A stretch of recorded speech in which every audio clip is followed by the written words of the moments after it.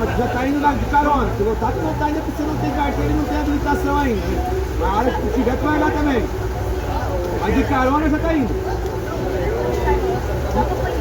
Tá acompanhando. Tu gosta da rodagem, tu acha, o que tu acha mais da hora andar de caminhão? Cada coisa nova pela frente. Qual foi a viagem mais longa que tu já foi?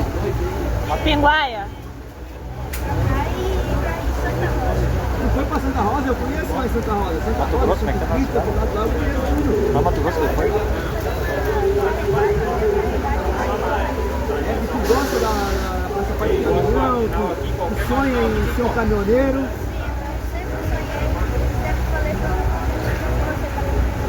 Ah, olha só, desde pequeno já o gosto do caminhão, Deus te abençoe, vai se tornar um grande caminhoneiro. Qual é o teu Instagram e teu canal no YouTube pra galera acompanhar a rodagem contigo? Isso é Marlene Heitor e Marcelo. o canal do YouTube é Heitor. Isso aqui